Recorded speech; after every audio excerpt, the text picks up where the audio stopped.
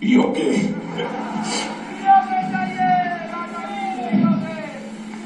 ध्यान रखिए, ध्यान रखिए। नमस्कार दोस्तों, जिस तरह से भारत सरकार और भारतीय सेना लगातार पीओके को लेकर अपने बयान जारी कर रही है, उससे ऐसा लग रहा है कि बहुत जल्द पीओके में कुछ बड़ा होने वाला। भारतीय सेना ने एक बयान जारी किया था जिसमें कहा था कि भारत सरकार जब भी ऑर्डर दे, भारतीय सेना तैयार बैठी है पीओके को हासिल करने के लिए। और राजनाथ सिंह जब से रक्षा मंत्री बने तब से उनका बयान पीओके को लेकर बहुत बार आ चुका है। उन्होंने यह भी कहा है कि जम्मू कश्मीर का विकास केवल जम्मू और कश्मीर तक सीमित नहीं है। जब तक यह गिलगित और बल्तिस्तान तक नहीं पहुंचेगा, सही मायने में जम्मू कश्मीर का विकास नहीं हो सकता है। तो तब पूरी होगी जब हम 22 फरवरी 1949 को भारतीय संसद में सर्वसम्मत पारित हुए प्रस्ताव को अमल में लाएंगे और उसके अनुरूप हम अपने बाकी बचे हिस्से जैसे गिलगित और बाल्टिस्तान तक पहुंचे। दोस्तों, यह बात और भी विश्वास करने योग्य हो जाता है कि पाक अधिकृत कश्मीर में कुछ बहुत बड़ा होने वाला है। इसलिए क्योंकि जब से धारा 370 मोदी गवर्नमेंट ने हटाई है तब से ऐसे कयास लगाए जा रहे हैं। बहुत सारे रक्षा विशेषज्ञ ये कयास लगाए बैठे हैं कि मोदी गवर्नमेंट ये कर सकती है, भारतीय सेना यह कर सकती है कि पाकिस्तान से अपने कब्जे वाले जमीन को छुड़ा सकती है। दोस्तों, बहुत सारे रक्षा विशेषज्ञ मानते हैं कि पीओके का हासिल करने के लिए हमारे सामने बहुत चुनौतियां है, लेकिन यह संभव है कि बहुत जल्द ये संभव हो सकता है। क्योंकि कुछ पॉइंट्स हम यहाँ पे समझेंगे।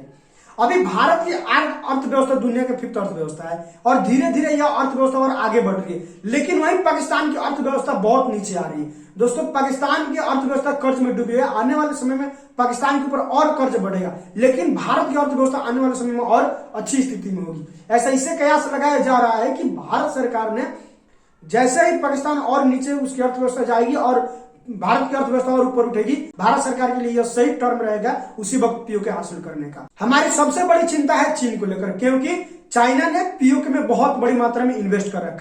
अगर भारतीय सेना पाकिस्तान पर अटैक करती है और पीओके अपने कब्जे में लेती है तो चाइना चुप बैठने वाला नहीं है, क्योंकि उसका जितना भी उसमें पैसा लगा हुआ है वो लगभग डूब ही जाएगा। इसीलिए चाइना से भी युद्ध करने के लिए भारतीय सेना को तैयार रहना पड़ेगा। जनरल बिपिन रावत ने कहे थे कि भारतीय सेना को 2.5 मोर्चे पर युद्ध लड़ने के लिए तैयार रहना होगा, एक पाकिस्तान, एक चाइना और 0.5 भारत के अंदर।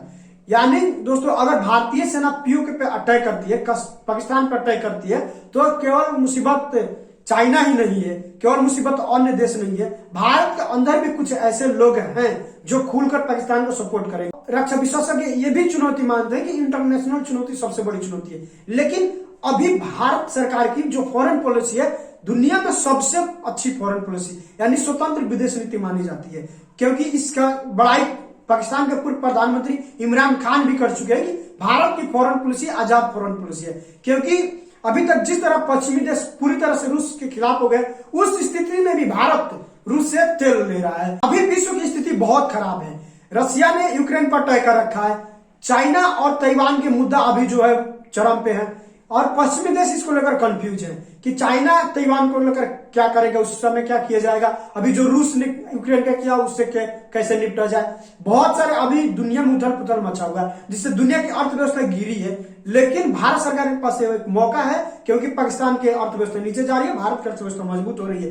और भारतीय सेना पाकिस्तान पर अटैक करती है तो भारत सेना को रक्षा विशेषज्ञ मानते हैं कि यह समझकर चलना चाहिए कि अगर युद्ध की स्थिति आए तो चाइना से भी युद्ध करना पड़ सकता है, क्योंकि चाइना ने 1962 में हमारे लगभग 38,000 वर्ग किलोमीटर का जमीन घेर रखा था, अभी वो उसके पास है।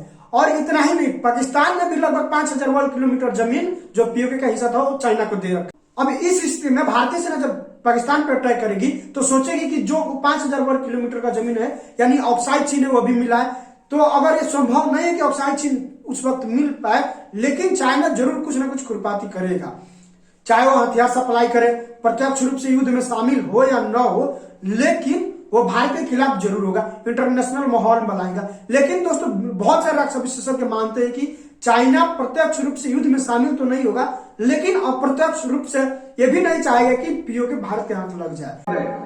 पाक ऑक्युपाइड जम्मू कश्मीर यह भारत का हिस्सा था, है और रहेगा।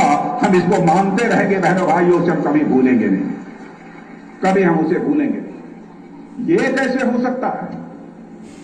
शिव स्वरूप बाबा अमरनाथ हमारे यहां हों और मां शारदा शक्ति स्वरूपा एलओसी के पार हों।